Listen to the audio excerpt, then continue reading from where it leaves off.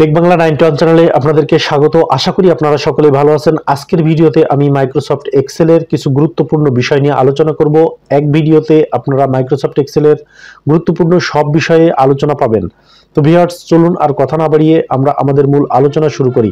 তো ভিউয়ার্স, আমি এখন মাইক্রোসফট এক্সেলের একটা পেজ ওপেন করলাম। তো আমরা যখন এক্সেলের একটা পেজ ওপেন করি তখন কিন্তু নিচের দিকে কয়েকটা শীট পেয়ে যাই। অর্থাৎ ডিফল্ট ভাবে মাইক্রোসফট এক্সেলের প্রত্যেকটা পেজের মধ্যেই 3টা করে ডিফল্ট শীট ওপেন করা থাকে। তো এই শীটগুলো আমরা চাইলে বাড়াইতে এবং কমাইতে পারি, অর্থাৎ ইনসার্ট করতে পারি, এবং যদি আমার প্রয়োজন হয় তাহলে ইনসার্ট করে নিলাম, এবং আমাদের প্রয়োজন যদি না হয় তাহলে আমরা সেটাকে ডিলিটও করে ফেলতে পারি। তো ভিউয়ার্স, চলুন আমরা আজকে সর্বপ্রথম যে কাজটা দেখে নিব বা যে কাজটা শিখে নিব সেটা হলো মেনু বার। তো ভিউয়ার্স, আমরা প্রথমে একটা পেজ ওপেন করার পরে উপরের দিকে যে মেনুগুলো পাই, অর্থাৎ যে মেনুগুলো একটা বারের মধ্যে থাকে সেটাকে বলা হয় থাকে মেনু বার। তো মেনু বারে আমাদের সর্বপ্রথম যে অপশনটা রয়েছে সেটা হলো ফাইল অপশনে ক্লিক করলে আমরা অনেকগুলো অপশন পেয়ে যাই, যেখানে সেভ অ্যাজ। আমি যদি কোনো পেজে কাজ করি বা কোনো রিপোর্ট তৈরি করি, সেই রিপোর্টটাকে সেভ করার জন্য বা আমার কম্পিউটারে সেভ করে রাখার জন্য আমাকে সেভ অপশনে যেতে হয়। তো সেভ অপশনে গিয়ে আমি সেভ করতে পারি, এবং প্রিন্ট অপশনে গিয়ে আমি সেই ডকুমেন্টটাকে প্রিন্ট করতে পারি। তো ভিউয়ার্স, আমরা এর পরে যে অপশনটা পাই সেটা হলো হোম নামে যে অপশনটা রয়েছে বা টুলসটা রয়েছে, এই টুলসের আবার অনেকগুলো সাব টুলস রয়েছে। এই সাব টুলসের মধ্যে আমরা অনেক ধরনের টুলস পেয়ে যাই, যেগুলো দিয়ে আমাদের কাজগুলো সমাধান করতে হয়। তো ভিউয়ার্স দেখেন, প্রথম দিকে যে টুলসটা রয়েছে সেটা হলো পেস্ট, এবং তারপরেই যেটা রয়েছে সেটা হলো কপি। তো ভিউয়ার্স, আপনারা এখানে দেখতেছেন কপি, এবং তার উপরে একটা কাইসির মতো যে চিহ্ন দেওয়া রয়েছে এটা হলো কাট। তো আমরা কাট, পেস্ট, কপি, পেস্ট, কাট এই ধরনের অপশনগুলো আমরা মূলত হোমে গিয়ে পেয়ে যাব, এবং আমরা চাইলে কিবোর্ড দিয়েও এই কাজগুলো করতে পারি। তো কিবোর্ড দিয়ে আমরা কিভাবে করতে পারি এটা নিয়ে আমি পরবর্তীতে আরেকটা ভিডিও তৈরি করব। তো আজকের ভিডিওতে আমি আপনাদেরকে ম্যানুয়ালি, অর্থাৎ আমরা কিভাবে এই অপশনগুলো ব্যবহার করতে পারি এই বিষয়গুলো কিন্তু আমি আপনাদেরকে খুব সহজে দেখিয়ে দিব। তো ভিউয়ার্স দেখেন, হোম অপশনে আমরা যদি আরো ডান দিকে যাই তাহলে সর্বপ্রথম ডান দিকে আমরা যে অপশনটা পেয়ে যাই সেখানে হলো বিভিন্ন ফন্ট। তো আমরা যখন রিপোর্ট তৈরি করব সেই রিপোর্টগুলোর বিভিন্ন ফন্টের আমাদের ব্যবহার করার দরকার হতে পারে বা হয়। এখান থেকে আমাদের পছন্দ মতো ফন্টগুলো আমরা বেছে নিয়ে আমরা রিপোর্টটা তৈরি করতে পারি। এখানে আমরা চাইলে বাংলা, ইংরেজি যে কোনো ফন্ট আমরা এখান থেকে নির্বাচন করে নিতে পারি। তো ভিউয়ার্স, এরপরে রয়েছে ফন্ট সাইজ। তো ভিউয়ার্স, এখানে দেখেন ফন্ট সাইজ, আমরা প্রত্যেকটার যে ডাউন অ্যারো রয়েছে এই ডাউন অ্যারোতে ক্লিক করলেই কিন্তু আমরা তার ডিটেলস যে বিষয়টা রয়েছে সেটা কিন্তু আমরা এখান থেকে দেখতে পাই। তো ভিউয়ার্স দেখেন, প্রত্যেকটা টুলসের পাশেই কিন্তু ডাউন অ্যারো রয়েছে। আমরা জাস্ট ডাউন অ্যারোতে ক্লিক করলে আমরা তার এই টুলসের সাব টুলস যেগুলো রয়েছে সেগুলো আমরা এখান থেকে দেখে নিতে পারি। তো তার জন্য আমাদেরকে প্রত্যেকটা টুলে ক্লিক করে করে আমরা এটা দেখে নিব, এবং এটার কাজগুলো আমরা আস্তে আস্তে জেনে নিব। আপনাকে কাজ করতে গেলে অবশ্যই প্রত্যেকটা বিষয় তো জানতে হবে, এটা ঠিক আছে, কিন্তু কাজ শুরু করতে হবে। কাজ শুরু করার পরে আপনার প্রয়োজনের তাগিদে আপনি বিভিন্ন বিষয়গুলো খুব সহজে শিখে নিতে পারবেন।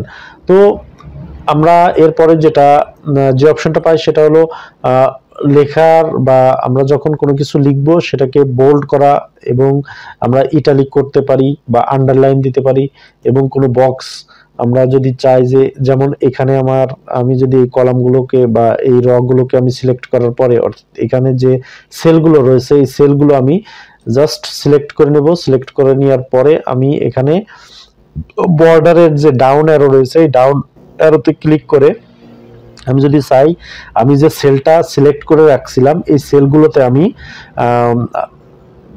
ডাউন অ্যারো দিয়ে আমি এই সেলগুলোতে অল বর্ডার দিয়ে দেব। তাহলে কিন্তু অল বর্ডার আমি এখানে দিয়ে নিতে পারি জাস্ট এই বর্ডার অপশনে ক্লিক করে। তো আবার যদি আমি চাই যে না, আমার এই বর্ডারগুলো আমার দরকার নাই, অর্থাৎ আমি এখানে যদি 2টা বর্ডার যদি মুছে দিতে চাই, সেক্ষেত্রে আমি কি করব, নো বর্ডার অপশনে ক্লিক করব। তো ভিউয়ার্স দেখেন, এখান থেকে কিন্তু বর্ডার 2টা এখান থেকে মুছে গিয়েছে, এবং আমি এটা যদি ফুলফিল করতে চাই তাহলে অবশ্যই আমাকে অল বর্ডার সিলেক্ট করে আমাকে এই ঘরগুলো বা সেলগুলোকে সিলেক্ট করতে হবে বা ভিজিবল করতে হবে। এবং এটা আমরা যখন রিপোর্ট তৈরি করার পর যখন প্রিন্ট দিব তখন কিন্তু এই যে ঘরটা আপনারা দেখতেছেন এই ঘরটা প্রিন্ট আকারে বা প্রিন্ট করলে এই ঘরটা আমাদের এই ঘরের মতো করেই কিন্তু প্রিন্ট হবে। তো ভিউয়ার্স দেখেন, এর পরে আমাদের যে অপশনটা রয়েছে সেটা হলো বিভিন্ন কালার, অর্থাৎ ফন্ট বা যে সেল রয়েছে এই সেলগুলোকে আমরা যদি ফিল করতে চাই বা ভরাট করতে চাই সেক্ষেত্রে কিন্তু আমরা ফিল কালারটা সিলেক্ট করতে পারি। এবং আমরা যখন এখানে কিছু লিখব তখন এই লেখার যে কালার রয়েছে এই কালারটাকে যদি আমরা অন্য কোনো কালার করতে চাই তাহলে আমরা এই যে অটোমেটিক কালারে গিয়ে আমরা এখান থেকে এর কালারগুলো সিলেক্ট করে আমরা যে কোনো কালার পছন্দ মতো যে কোনো কালার আমরা এখান থেকে দিতে পারি। তো কালার দেয়া এবং বিভিন্ন ফন্টকে ছোট করা বড় করা এগুলো আসলে খুব বেশি জটিল কোনো কাজ না। আমাদের কাজ করতে গেলে মূলত আমাদের কিছু বিষয় খেয়াল করতে হবে যে এক্সেলে কাজ করব মানে এক্সেলের প্রাথমিক যে ধারণাটা সেটা হলো এক্সেলে আমরা যোগ করতে পারি কিনা, বিয়োগ করতে পারি কিনা, এক্সেলে আমরা কোনো ক্যালকুলেশনের যে শীট এক্সেলে আমরা মূলত যে কাজটা করে থাকি এই ক্যালকুলেশনটা আমরা এক্সেলে সুন্দরভাবে করতে পারি কিনা, এটা কিন্তু একটা বিবেচ্য বিষয়। তো এর পরবর্তী যে বিষয়টা রয়েছে সেটা হলো আমরা এই যে একটা রিপোর্ট তৈরি করব সেই রিপোর্টটা আমরা সুন্দরভাবে তৈরি করতে পারছি কিনা এটাও কিন্তু এক্সেলের একটা বিবেচ্য বিষয়। তো এই বিষয়গুলো যদি আপনি খেয়াল করে কাজ করেন তাহলে এক্সেলের কাজ আপনি খুবই ভালোভাবে এবং দ্রুততার সহিত শিখতে পারবেন। তো ভিউয়ার্স, আমরা এরপরে যে অপশনগুলো পাই সেখানে দেখি যে টপ অ্যালাইন, অর্থাৎ লেখাগুলো যদি আমরা অ্যালাইন করতে চাই তাহলে কিন্তু আমরা এখান থেকে এই অপশনগুলো ব্যবহার করে অ্যালাইন করতে চাই। অর্থাৎ আমরা এই সেলের মধ্যে এই সেলের মধ্যে যে লেখাটা রয়েছে অর্থাৎ এই লেখাটা যে ডান দিকে যে চেপে আছে এটা যদি আমরা চাই মিডিলে নিয়ে আসতে তাহলে আমরা সেন্টারে ক্লিক করব। সেন্টারে ক্লিক করলে কিন্তু এই লেখাটা মাঝখানে চলে আসছে, অর্থাৎ যে সেলের যে জায়গাটা ছিল এই জায়গাটার মাঝখানে চলে আসছে। এবং আমি যদি লেফট অ্যালাইনে যাই তাহলে কিন্তু এই লেখাটা লেফটে চলে গেল, রাইট অ্যালাইনে গেলে রাইটে চলে গেল। এইভাবে আমরা আমাদের এই লেখাগুলো বা রিপোর্টগুলো যেটা আমরা লিখে থাকি এক্সেলের মধ্যে এগুলোকে আমরা সুন্দরভাবে সাজিয়ে গুছিয়ে রাখতে পারি। আমরা এখানে আরো অনেকগুলো অপশন পেয়ে যাই। এটা হলো conditional format, format cell, cell style, insert, delete, format ইত্যাদি অনেক ধরনের ফরম্যাট অপশন কিন্তু এখানে রয়েছে। এরপরে আমরা হোমের পরে যেটা রয়েছে সেটা হলো ইনসার্ট। আমরা যদি এই এক্সেল শিটে কোনো ধরনের কোনো কিছু পিকচার অ্যাড করতে চাই তাহলে কিন্তু আমরা এখান থেকে পিকচারগুলো এখানে জাস্ট ক্লিক করে আমরা পিকচার অ্যাড করতে পারি। তো ভিউয়ার্স দেখেন, আমি যদি এখানে এই পিকচারটা আমি এখানে অ্যাড করলাম তো এক্সেল শিটে আমি জাস্ট এই ইনসার্টে ক্লিক করে পিকচারে গিয়ে কিন্তু আমি এই পিকচারটা অ্যাড করলাম। এরপরে এখানে অনেকগুলো অপশন রয়েছে, আপনারা চাইলে যে কোনো পিকচার এখানে অ্যাড করতে পারেন। তো ইনসার্টের পরেই আমরা যেটা পাই সেটা হলো পেজ সেটআপ বা পেজ লেআউট। এক্সেল শিটে কাজ করার পরে আমাদেরকে প্রিন্ট দেওয়ার জন্য একটা রিপোর্ট তৈরি করার পরে আমাদেরকে প্রিন্ট দেওয়ার জন্য সেই পেজটাকে সেটআপ করে নিতে হয়। তো পেজ সেটআপের সর্বপ্রথম যে অপশনটা পেজ সেটআপের সর্বপ্রথম যে অপশনটা আমরা পাই সেটা হলো মার্জিন সেটআপ। তো মার্জিন সেটআপে আমরা অনেক ধরনের সাইজ পাই। তো কাস্টমস মার্জিন, তো কাস্টমস মার্জিনে গেলে আমরা এখান থেকে আমাদের পছন্দ মতো পেজকে আমরা সিলেক্ট করে নিতে পারি বা আমাদের যে ধরনের পেজ আমাদের দরকার সেই পেজটাকে আমরা সিলেক্ট করে আমরা মার্জিনটাকে সেট আপ করে নিতে পারি। তো এরপরে আমরা যে অপশনটা পাই সেটা হলো ফর্মুলাস। বিভিন্ন ফর্মুলা ইউজ করার জন্য অর্থাৎ আমাদের যে ক্যালকুলেশন এক্সেলের মধ্যে ক্যালকুলেশন করা লাগে এই ক্যালকুলেশনের যে ফর্মুলা আমাদের লাগে সেই ফর্মুলাগুলো লেখার জন্য আমরা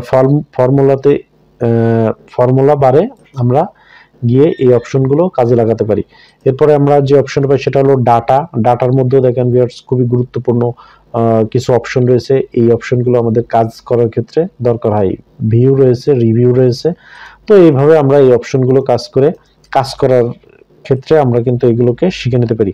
তো আপনাদের দেখানোর সুবিধার্থে আমি এখানে একটা রিপোর্ট তৈরি করে রেখেছি। এই রিপোর্ট তৈরি করে রেখেছি এখানে আমরা যদি চাই এই রিপোর্টটাকে উপরের যে হেডিংটা রয়েছে এই হেডিংটাকে আমরা চাই এখানে এটাকে একটু কালার করে দিতে। তো আমি এখান থেকে কিন্তু জাস্ট সিলেক্ট করব। সিলেক্ট করার পরে আমার এখানে যে ফিল কালার রয়েছে এই ফিল কালারটা জাস্ট এখান থেকে আমি যে কালারটা সিলেক্ট করে দেব সেটা কিন্তু আমরা এখান থেকে সিলেক্ট করে দিয়ে আমাদের ফিল কালারটা করতে পারি। এই সিরিয়াল নাম্বারের ঘরে দেখেন আমি লিখেছি 1 2 3 4 এখানে যেভাবে লেখা রয়েছে আমরা চাইলে এখানে এক টানে অর্থাৎ 1 কে আমরা এইভাবে টেনে ধরে নিচের দিকে এসে আমরা কিন্তু একবারে এটাকে লিখতে পারি। অর্থাৎ এখানে আমি যখন 1 কে আমি নিচের দিকে জাস্ট স্ক্রল করে নিচের দিকে নিয়ে আসে আমি যখন এখানে ছেড়ে দিলাম তখন এই যে প্লাস চিহ্ন আকারে একটা সিম্বল এসেছে, এখানে জাস্ট ডাউন অ্যারোতে ক্লিক করব। ডাউন অ্যারোতে ক্লিক করার পরে ফিল সিরিজ নামে একটা অপশন রয়েছে, এই ফিল সিরিজে ক্লিক করব। তো ফিল সিরিজে ক্লিক করার পরে কিন্তু আমার এখানে 1 2 3 4 সিরিয়ালে কিন্তু আমার এই সিরিয়ালের ঘরটা একের পর এক ধারাবাহিকভাবে এখানে চলে আসছে। তো এরপরে আমাদের যেটা রয়েছে সেটা হলো name of employee. Name of এমপ্লয়িতে আমাদের এমপ্লয়িদের নাম আমরা লিখতে পারি এবং এই নামগুলো লেখার পরে আমাদের একটা স্যালারি ক্যালকুলেশনের জন্য যে বিষয়গুলো আমাদের দরকার হয়, একজন এমপ্লয়ের স্যালারির অ্যামাউন্ট এবং সে কি স্যালারি ক্ষেত্রে কি বেনিফিট পাচ্ছে, যেমন house rent, medical allowance, transport allowance এবং টোটাল স্যালারি। তাহলে আমরা যদি এক্সেলে এই রিপোর্টটা তৈরি করতে যাই তাহলে তার basic house rent, medical allowance এবং ট্রান্সপোর্ট অ্যালাউন্স মিলায়ে সব একজন এমপ্লয়ের কত টাকার স্যালারি হয় এটা যদি আমরা একবারে বের করতে চাই, অর্থাৎ ধরে নিলাম আমার এখানে কোনো অ্যামাউন্ট নাই, তো আমি এটাকে জাস্ট যোগ করব বা টোটাল বের করব। তো সেক্ষেত্রে আমাকে যেতে হবে অটো সামে, অথবা আমাকে এখান থেকে লিখতে হবে ইকুয়াল টু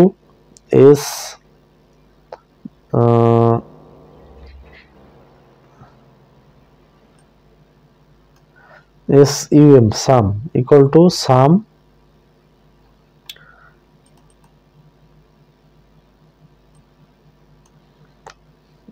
SUM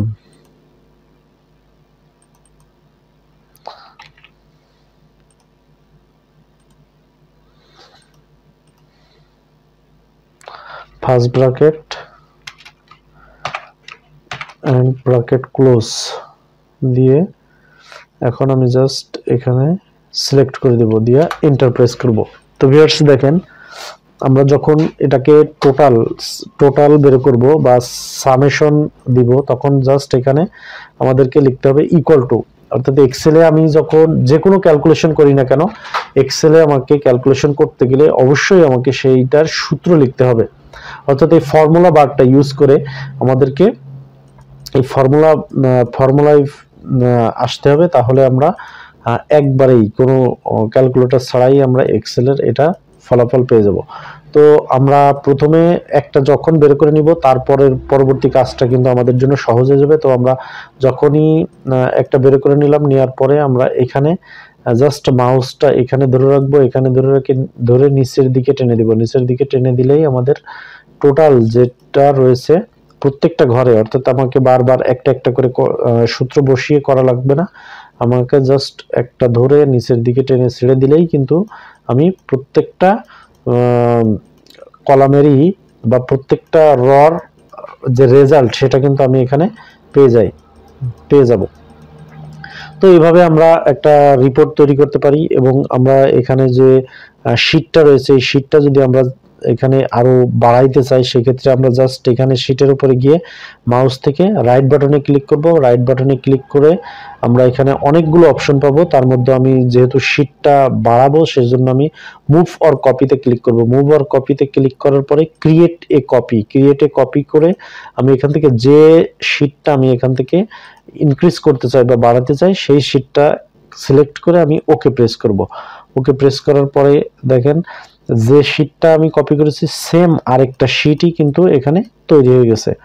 তো আমি যদি এই সেম শিটটা তৈরি না করে আমি যদি একটা ব্ল্যাঙ্ক শিট তৈরি করতে চাই বা আমি একটা নতুন একটা শিট নিতে চাই, সেক্ষেত্রে আমি জাস্ট এখানে যে রয়েছে ইনসার্ট ওয়ার্কশিট, এখানে ইনসার্ট ওয়ার্কশিটে ক্লিক করব। ইনসার্ট ওয়ার্কশিটে ক্লিক করলে আমি এখানে ডিফল্টে যেমন 3টা শিট দেওয়া ছিল, আমি ইনসার্টে ক্লিক করলে একই শিট আমি অনেকগুলো পেয়ে যাবো। মানে যতগুলো দরকার আমি জাস্ট এক ক্লিকেই আমি এখান থেকে এই শিটগুলো তৈরি করে নিতে পারবো।